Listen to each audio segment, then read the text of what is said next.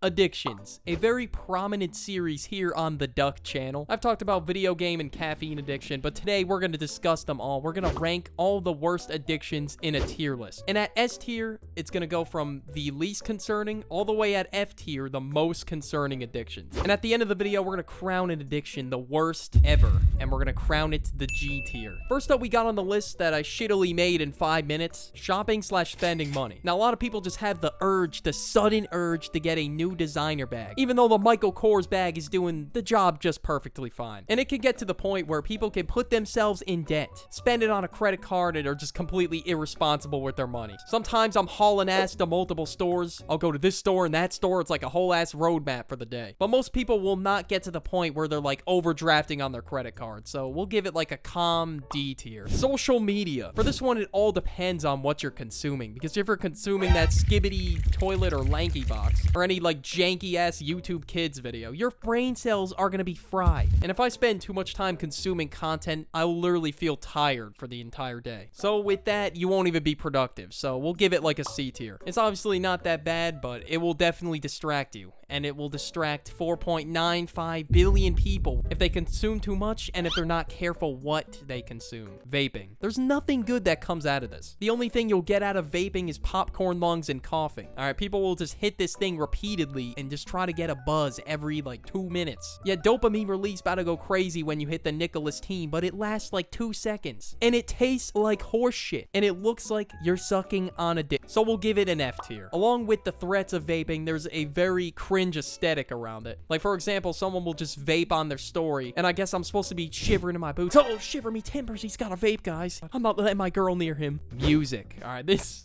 John is on all day for me. I have crazy hours on Spotify. Is music an addiction? I really have no clue. But how can you not get enough of these bangers? Like, oh my god. Like, I'm on a whole nother planet. I'm floating. I'm turning up. Music is just great. S tier. My body literally gets the chills when I'm floating to a song. But I don't see any downsides to listening to music unless it's a distraction to you. Next, we got caffeine. Your heart is literally gonna pull up to your bedroom and murder you in your sleep if you drink too much caffeine. And the kidneys are gonna put you in a body bag and throw you in the grave. Your kidneys are gonna be crying for help, and your heart is gonna be beating so fast. If you have an appropriate amount of caffeine, it'll help you lock in. But I don't know how people can have so much caffeine. If I pass 1 cup of coffee, I'm doing the jitters at my desk. So we're gonna have to give it a D tier for that. If you're overusing caffeine, you're just missing the point. So its purpose is just gone. Next, we got ALK, or apple juice. Yeah, I don't see myself ever getting 10 beers deep to the point where I'm walking sideways like, I'll happily pass on that, because when I'm at a bar and I'm trying to get a girl's number, I'm gonna be looking in the opposite direction of the girl. If I'm 10 beers deep, I'm gonna be looking at the wall. And this is every college kid's addiction. This is at every frat party known to man. Some frat guy will come up to you and be like, yo, you want a brewski, dude? Like, they're serving this shit like it's at a restaurant, unless it's like BYOB. So I guess after you slam down your brewski like a frat guy, some random's gonna come up to you and start dapping you up like, yo, bro, you're my homie, man. I love you, man. Who the hell was that? Yeah, alcohol makes you loose with about anybody. Like, at first, like, whenever you're at a party, the vibe's awkward at first, and then hours later, everyone's turning the hell up. But yeah, people drink responsibly and don't go over their limits. We'll give it like a C tier. Because some people, when you get around them and they have too much, it's just so annoying. People will just be mad obnoxious, but it will help you warm up at social functions. Because you don't want to be that sober guy at the party, trust me. But drink responsibly, and don't be an idiot. Next, we got the green G, or that gas. I just felt lethargic and stupid for just 2 hours. They're the type to wake and bake. They'll have it on them at all times, and they'll be fried basically everywhere they go. You don't want to have too much because you're gonna be puking. I know from a friend, it's not fun. And sometimes you could have pretty bad trips, so we're gonna have to give it a D tier. Next up, we have eating. More specifically, just overeating or junk food in general. Now look, if my mom makes a whole batch of cookies in the oven, I'm floating down there like I'm Drake, just sniffing the air like cookies and milk. It just hits. It hits harder than my dad's bed. But yeah, after I'm done eating the cookies though, all the happiness, the joy I got from eating the cookies is gone, because I feel like a tub of lard after. I feel like I evolved from Grimer to Mutt. And if I eat too much junk food, like I'm literally just gonna be on the couch lying there like, I'm literally just gonna feel like shit. But never should you get to the point where you're doing mukbangs like Nick Avocado. Like, that shit is not healthy. Bro is just playing a very dangerous game. Some companies will add whatever they can to their food to taste good, so it can trigger that dopamine release and you eat more and more. Junk food is good, but too much, it's not good for you. So we'll give it a B tier. Next we have gambling, and gambling is just stupid. It's literally just a waste of money. You have such a low percentage chance of winning at a machine. Like, they literally rig the goddamn thing so the company makes the most amount of money they can. Like, I tried sports betting and that shit went horrible, so don't do it. I thought I was an avid enough viewer of the NFL to the point where I thought, you know what, I could probably win. Nope. I got absolutely shit on. The odds are impossible, alright? They try to make you think that you're gonna be the one to win that milli, but you're not. All these machines literally just statistically fuck you in the ass. And you could lose thousands of dollars from this addiction, so F tier. It's garbage. Like, with shopping, at least it's not empty money, you get stuff, but with this, no, nothing. Working. Now, a lot of people just like to take extra hours, which of course, go ahead. But working can get to an addiction to the point where you're just a workaholic,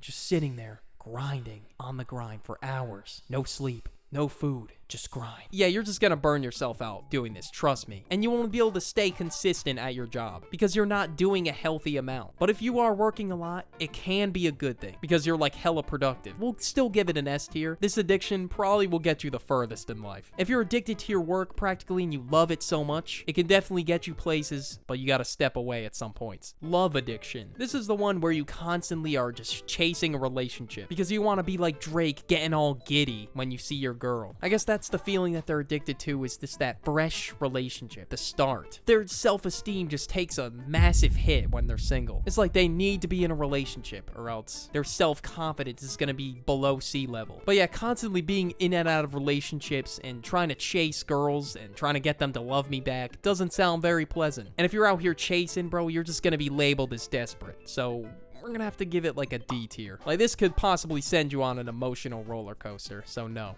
The Hub. Yee. It's not a taboo topic for a reason. It's one of those unspeakable things people do in their rooms late at night, pitch black, and then they just sit there like a toad on a bench when they're done. Hubbington will literally mess with the inner workings of your mind, and your self-confidence is just gonna be cooked. You're basically sneako through the phone at that point, and you won't even be focused either. You'll be in class sitting there thinking about the baddie you just saw in there last night. Let's just put it into perspective. You were to go to the gym, get a crazy pump in before you go out on a date with this girl, or you go on Hubbington. Which scenario do you think you'll feel more confident in? There you go. And if you're saying Hubbington, you're just coping. We're gonna have to give this one a G tier, but the video is not over yet. There could be another addiction that tops this one. That can be crowned the duck's worst addiction. Next, we have video games. It's kind of comparable to social media. Like, if you spend too much time on video games, your brain is gonna be cooked. Like, sure, your brain is being active while playing video games versus social media, but it's a lot for the brain to handle. And as long as you don't play for like, I don't know, 10 plus hours a day, and you're not letting the game consume you of rage, you're gonna be good, of course. Like, if you just play a few hours a day. It's a pretty manageable addiction for most, but you do have Discord mod Dannies out there that make video games their entire life, and they just sit there, grinding every second of their life that they have towards the video game, and try to progress in any way that they can. I'll give it like a solid B tier, because unlike social media, you're like actively engaged, you're communicating with people, you're not just sitting there rotting in your bed, so that puts it a step above social media or just scrolling. Next up, I don't even know if this one's an addiction or if you could consider it an addiction, but a lot of people say that they're addicted to hanging out with their friends. There's like this survey that revealed that 69% of the respondents were addicted to their friends. Now, I don't know if any of you in the comments could say that you're addicted to friends or like hanging out with them or whatever, because socializing with people is a human need, and it releases dopamine and oxytocin and all this other shit that makes us happy. So you know what? I'm gonna have to give it an S tier. I'm proudly addicted to hanging out with my friends. I don't give a fuck. Staying up late. Now, this is not a crazy addiction by any means, but I don't know, just something is just so peaceful about staying up late. It's just so quiet. I can independently do leisure activities. Just the late night lock-in in general just hits different. It definitely does beat tossing and turning in bed and just not being able to fall asleep. So sometimes I will wake up out of my slumber and go do some leisure activities or get some work done, start cooking up some hot ass in the studio, whatever it is, whatever my mind is feeling. It's like you're in your own world. You don't have to follow anyone's schedule or nothing for the few hours that you have. And no matter how many times I say it, oh, I'm gonna go to bed early, never happens. So for this one, we'll give it like a C tier. Kind of depends what you do when you stay up late. Hardcore drugs. Okay, that was a crazy plot twist. They're expensive, they can ruin your life, they're super addictive, and some people will literally live in cardboard boxes for these things. All right, this is probably gonna be G tier, Duck's worst addiction, crown it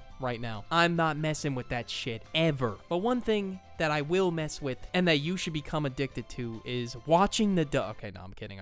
But if you do want to become addicted, watch this video right here. Become addicted to me. Pause, that sounded terrible.